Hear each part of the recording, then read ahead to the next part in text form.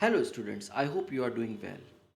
Body fluid and circulation की आज fifth class है और आज हम दो पर्टिकुलर टॉपिक्स पे बात करेंगे। पहला है डबल सर्कुलेशन और दूसरा है स्पेशल सर्कुलेशन। तो जो स्पेशल सर्कुलेशन है वो हम हमारा जो सिलेबस है उसमें दो स्पेशल सर्कुलेशन है। एक है हेपेटिक पोर्टल सिस्टम और दूसरा है कोरोनरी सर्कुलेशन। तो ये दोनों ही सर्कुलेशंस जो हैं ये बहुत इम्पॉर्टेंट हैं और ये हमारी बॉडी के लिए और साथ में हमारे अपने जो हमारा डाइजेस्टिव पार्ट है उसके लिए भी ये इम्पॉर्टेंट है। तो चलिए शुरू करते हैं हम लोग आज के लेसन को। तो सबसे पहले आप समझिए कि जो ब्लड है और हमारा तो क्लोज्ड वैस्कुलर सिस्टम होता है, तो जो भी जितना भी ब्लड हमारी बॉडी में फ्लो होता है आप जानते हैं कि वो ब्लड वेसल्स के थ्रू होता है। और ब्लड वेसल्स में आती हैं हमारी आर्टरीज, हमारी वेन्स और कैपिलरीज। तो अगर आप यहाँ देखेंगे ये हार्ट है, हार्ट से ब्लड जो आता है डीऑक्सीजनेटेड ब्लड जो लंग्स में जाता है और लंग्स के बाद ये ऑक्सीजनेटेड होके हार्ट में आता है, वहाँ से ये आर्टरीज में जाता है। आर्टरीज से इसकी सप्लाई होती है सारे जितने भी हमारे मेजर ऑर्गन्स हैं वहाँ पर। और जब ये टिश्यू तक पहुँचता है तो वहाँ तक ये आर्टीरियोल्स में चेंज हो जाती हैं आर्टरीज, यानी यहाँ से बहुत छोटी छोटी ब्रांचेस निकलती हैं और वही आर्टीरियोल्स आगे जाके कैपिलरीज में डिस्ट्रीब्यूट हो जाती हैं। और ये कैपिलरीज वो साइट होती हैं जहाँ पर ये साइट ऑफ एक्सचेंज है हमारी गैसेस का और न्यूट्रिएंट्स का।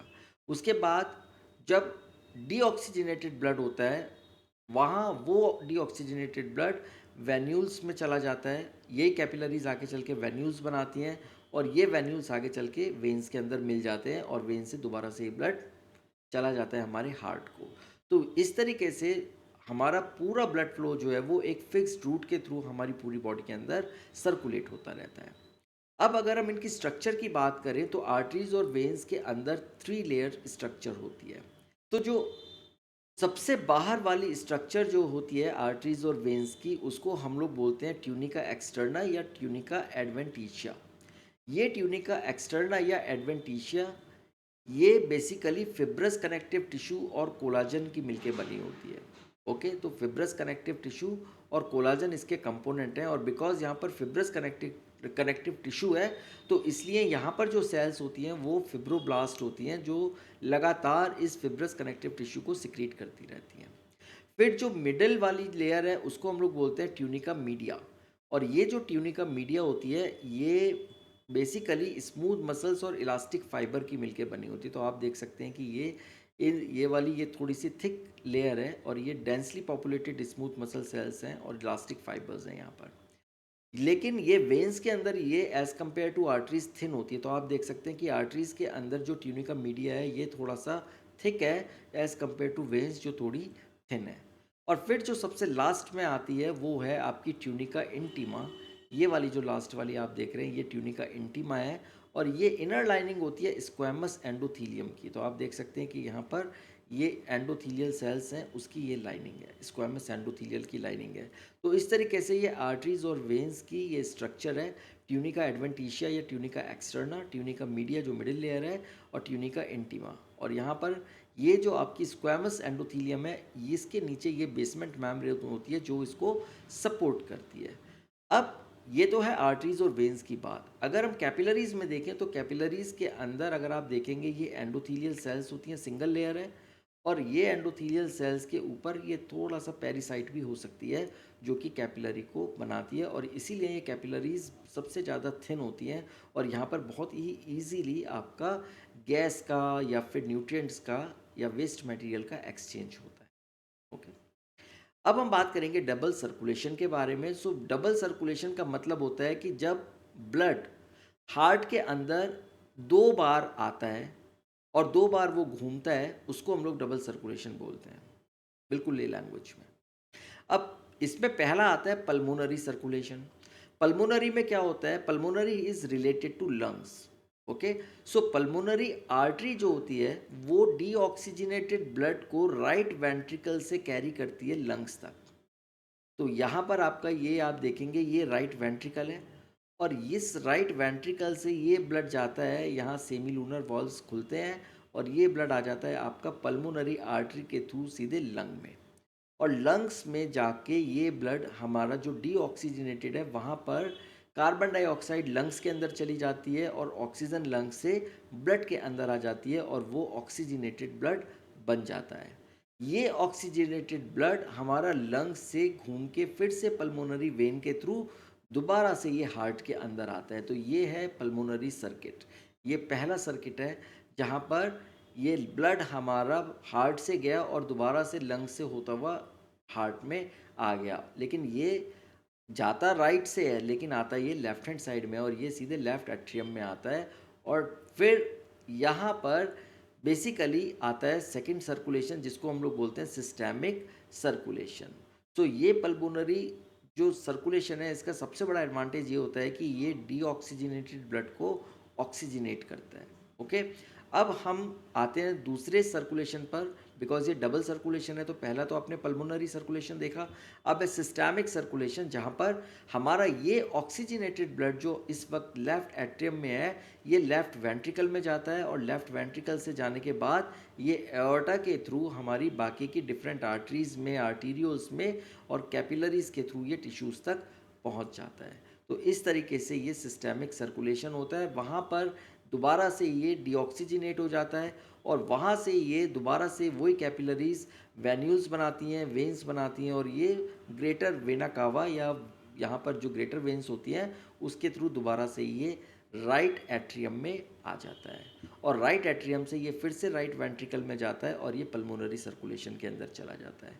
तो इस तरीके से आप देखेंगे कि जो ब्लड है वो हमारा हार्ट के अंदर दो बार आ रहा है। एक बार तो वो पूरी बॉडी से कलेक्ट होके आ रहा है और दूसरी बार वो लंग से प्यूरिफाई होके आ रहा है या ऑक्सीजनेटेड होके आ रहा है। तो इस तरीके से बिकॉज ये दो तरीके के सर्कुलेशन है और ब्लड दो बार हार्ट में आता है, इसी दो सर्किट्स को हम लोग बोलते हैं double circulation. So basically double circulation का एडवांटेज क्या है और सिस्टेमिक सर्कुलेशन का क्या है कि ये यहाँ पर न्यूट्रिएंट्स को, ऑक्सीजन को और जितने भी एसेंशियल सब्सटेंस हैं वो टिश्यूज़ को पहुँचाता है और टिश्यूज से कार्बन डाइऑक्साइड और जितने भी वेस्ट मटेरियल्स हैं उनको एलिमिनेशन के लिए ये ले जाता है। तो ये डबल सर्कुलेशन का एक बहुत बड़ा एडवांटेज है। अब हम बात करते हैं स्पेशल सर्कुलेटरी सिस्टम की जिसमें आता है हिपैटिक पोर्टल सिस्टम। पहला हिपैटिक पोर्टल सिस्टम मैंने आपको बताया था फ्रॉग के केस में भी। सो पोर्टल सिस्टम क्या होता है अगर आपको नहीं याद है तो मैं दोबारा बता देता हूँ। पोर्टल सिस्टम हमारा वो स्पेशल सर्कुलेटरी सिस्टम होता है जहाँ पर किसी ऑर्गन से जो ब्लड है वो सीधे हार्ट में जा जाके एक दूसरे ऑर्गन में जाता है और फिर दूसरे ऑर्गन से वो हार्ट में जाता है और जो दूसरा ऑर्गन होता है उसको हम लोग पोर्टल ऑर्गन बोलते हैं। तो यहाँ पर पोर्टल ऑर्गन हमारा लिवर है इसलिए हम लोग इसको बोलते हैं हिपैटिक पोर्टल सिस्टम। अब हिपैटिक पोर्टल सिस्टम में क्या होता है, डाइजेस्टिव ऑर्गन्स जितने भी हैं, स्टमक हो गया, ओके, आपकी इंटेस्टाइन हो गई, आपका पैनक्रियास हो गया, स्प्लीन हो गया, तो और ये आपका जो भी पार्ट है इसका गॉल ब्लैडर हो गया, यहाँ से ये सारा का सारा जितना भी आपका ब्लड है ये पूरा ब्लड इकट्ठा होता है वेन में और ये वेन मिलके बनाती है एक हिपैटिक पोर्टल वेन। ओके, सारी वेन्स यूनिफाई हो जाती हैं और ये बनाती हैं हिपैटिक पोर्टल वेन और ये हिपैटिक पोर्टल वेन इन सारे ब्लड्स को लेके जाएगी सीधे लिवर में और लिवर के साइनोसॉइड्स में लेके जाती है और वहाँ पर ये छोटी छोटी ब्रांचेस के अंदर ये नेटवर्क बना देती है और फिर वहाँ पर ये जाएगी और वो हिपैटिक वेन के अंदर ये मिल जाती है। वहाँ पर हिपैटिक वेन से ये सीधे हार्ट में वेना कावा में जाके ये ड्रेन करती है और वहाँ से ये हार्ट में चला जाता है। तो आपने देखा कि जो ऑर्गन्स हैं वहाँ से ये डायरेक्टली ब्लड हार्ट में नहीं जा रहा है, इन ऑर्गन से दूसरे ऑर्गन के अंदर एक ब्लड ये जा रहा है और इसीलिए ये इसको हम लोग बोलते हैं पोर्टल सिस्टम। अब हम इसको लिवर तक ही क्यों लेके आते हैं या लिवर की क्या एडवांटेज है यहाँ पर, वो ये कि जितना भी हमारा डाइजेशन है, जो भी न्यूट्रिशन है वो तो ब्लड के अंदर चला गया। अब वो ब्लड डायरेक्टली अगर हार्ट में जाएगा तो उसका यूज़ नहीं होगा इतना, इसलिए हम उसको स्पेशल ऑर्गन लिवर में भेजते हैं और लिवर क्या करता है कि सबसे पहले जितने भी हार्मफुल सब्सटेंसेस और टॉक्सिन्स हैं पूरी बॉडी में जाने से पहले वो उसको फिल्टर कर देता है। उसके बाद वो ब्लड के ग्लूकोज लेवल को सही करता है। फिर जो एक्स्ट्रा न्यूट्रिएंट्स हो गए जैसे कि ग्लाइकोजन में या विटामिन्स या आयरन, उनको ये स्टोर कर लेता है और उसके बाद ये डाइजेशन के लिए बाइल को प्रोड्यूस करता है ताकि फैट्स का डाइजेशन हो पाए। और साथ में अगर हमारे ब्लड में हमने कुछ ड्रग्स लिए हैं या फिर हमारे ब्लड में हार्मोन्स हैं या कुछ ऐसे केमिकल्स हैं तो ये उनको डिटॉक्सिफाई करता है। तो इसीलिए इस पर्टिकुलर डाइजेस्टिव सिस्टम का जो जितना भी ब्लड होता है वो ब्लड पहले लिवर में जाता है, और फिर जब ये सारी चीज़ें, सारे फिल्ट्रेशंस पास हो जाते हैं, सारे रेगुलेशंस हो जाते हैं, सारे डिटॉक्सिफिकेशंस हो जाते हैं, तब जाकर ये ब्लड हमारा हार्ट में जाता है और वहाँ से ये तैयार होता है पूरे बॉडी के अंदर जाने के लिए। तो ये स्पेशल सर्कुलेटरी सिस्टम है जहाँ पर एक ऑर्गन का ब्लड हार्ट में ना जाके दूसरे ऑर्गन में जाता है, वहाँ प्रोसेस होता है और वहाँ से फिर वो हार्ट में जाके फिर वो सारी बॉडी के अंदर जाता है। अब इसके की फीचर्स क्या हैं? ये जो ब्लड है या ये पोर्टल सिस्टम जो है, it carries nutrient rich oxygen poor blood to the digestive from the digestive organ, then it ensures that all the absorbed nutrients, drugs and toxins first pass through the liver, because liver एक बहुत बड़ा important filter है। और liver क्या करता है? Filtration के साथ साथ ये रेगुलेट करता है आपकी बॉडी की शुगर को या बाकी के मटेरियल्स को, और साथ में ये स्टोरेज ऑर्गन भी है, बहुत सारी चीज़ों को स्टोर करके रखता है। तो ये है आपका हिपैटिक पोर्टल सिस्टम। अब हम बात करेंगे कोरोनरी सर्कुलेटरी सिस्टम की। अब कोरोनरी सर्कुलेटरी सिस्टम क्या होता है? वो सिस्टम जहाँ पर ऑक्सीजनेटेड ब्लड आपके हार्ट को सप्लाई करता है। भाई हार्ट भी तो मसल्स हैं हार्ट के अंदर, और मसल्स को भी ऑक्सीजन चाहिए, मसल्स को भी न्यूट्रिशन चाहिए। तो अगर हार्ट को, मसल्स को न्यूट्रिशन नहीं मिलेगा और उसको ऑक्सीजन नहीं मिलेगी तो हार्ट काम करना बंद कर देगा। तो इसीलिए हार्ट के लिए स्पेशल सर्कुलेटरी सिस्टम होता है जिसको हम लोग बोलते हैं कोरोनरी सर्कुलेटरी सिस्टम। अब यहाँ आप देख सकते हैं कि ये हार्ट है और इस हार्ट के अंदर आर्टरीज इनर्वेट हो रही हैं इनके मसल्स के अंदर। तो बेसिकली यहाँ पर कोरोनरी आर्टरी की सप्लाई है। यहाँ पर जो मेन कोरोनरी आर्टरीज होती हैं वो एओर्टा से निकलती हैं। अब आप जानते हैं कि जो आपका एओर्टा है ये आपके जो ऑक्सीजनेटेड ब्लड को कैरी करता है और वो पूरी बॉडी के अंदर डिस्ट्रीब्यूट करता है। इसी से डायरेक्टली कनेक्टेड ये आर्टरीज होती हैं, जो ये राइट कोरोनरी आर्टरी है जिसको हम आरसीए बोलते हैं, और इधर ये लेफ्ट साइड के लिए होती है लेफ्ट कोरोनरी आर्टरी जिसको हम लोग एलसीए बोलते हैं। और ये आर्टरीज इस हार्ट की सरफेस के ऊपर रन करती हैं और उसके बाद ये हार्ट के अंदर चली जाती हैं। और जो स्मॉलर आर्टरीज होती हैं वो और ज़्यादा नीचे जाके अंदर पेनिट्रेट कर जाती हैं सप्लाई देने के लिए। So basically left coronary artery जिसको हम एलसीए बोलते हैं, ये anterior and left lateral portions of the left ventricle को ये सप्लाई करती है, और राइट कोरोनरी आर्टरी होती है वो most of the right ventricle और posterior part of the left ventricle को ये सप्लाई करती है 80-90% ऑफ द पीपल में। अब होता है फिर जब अब सप्लाई तो हो गई यहाँ पर, हमें इसको हटाना भी है ब्लड को, तो उसके लिए है हमारा कोरोनरी वीनस ड्रेनेज, जहाँ पर कोरोनरी वीनस ब्लड जो है वो राइट एट्रियम में आके जाता है और उसके 3 पाथवेज होते हैं।